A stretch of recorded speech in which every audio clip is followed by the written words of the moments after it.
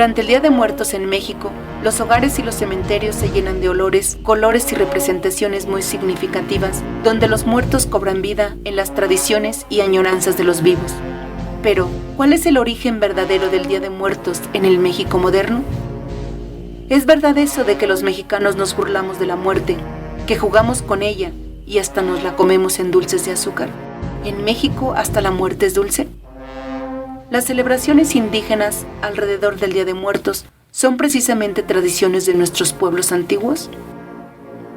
El fenómeno de Día de Muertos en México es tan variado que puede tener una forma particular dependiendo de la comunidad rural que se aborda en el país. Lo que comparten son las creencias de dos vertientes culturales que coincidieron en la conquista.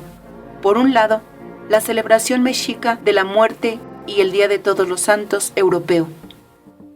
En México, antes de la llegada de los españoles, cada grupo nativo tuvo sus calendarios festivos dedicados a celebrar la vida y la muerte. En su mayoría, fueron sociedades campesinas, recolectoras y cazadoras, donde el clima, la geografía y los astros les impusieron sus actividades y creencias. La manera de celebrar a los difuntos en el México prehispánico no era una, sino varias, a lo largo de los 18 meses del año azteca.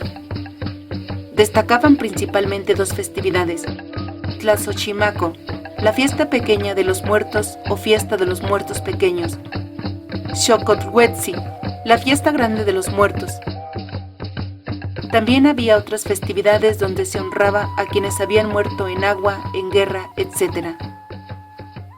Con la conquista, los diferentes grupos se involucraron en sus creencias, por convicción o imposición, costumbres y deidades de la cultura dominante. Los españoles tenían la celebración del Día de Todos los Santos, que había surgido porque en el calendario católico se les había asignado un día específico a los santos que vivieron y murieron siguiendo el ejemplo de Jesucristo.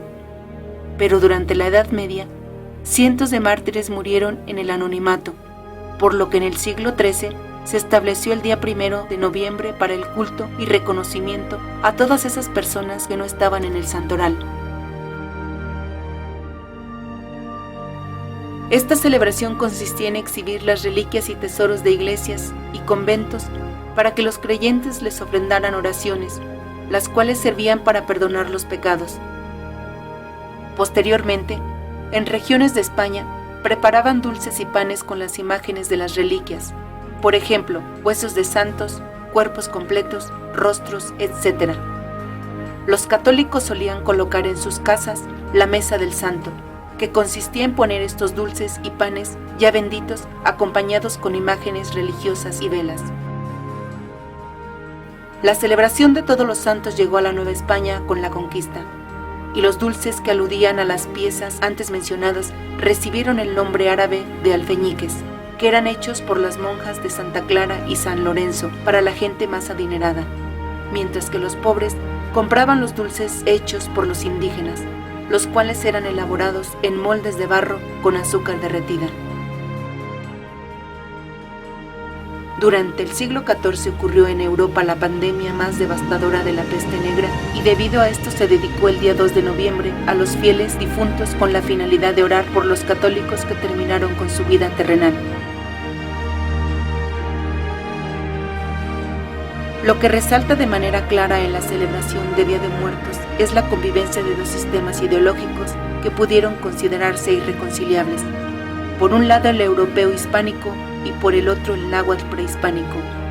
En ese sentido, quizá ideas tan arraigadas como la de que nos burlamos y hasta nos comemos a la muerte no sean precisamente muy mexicanas, sino producto de una recreación sincrética donde se combinan mentalidades, tradiciones y saberes.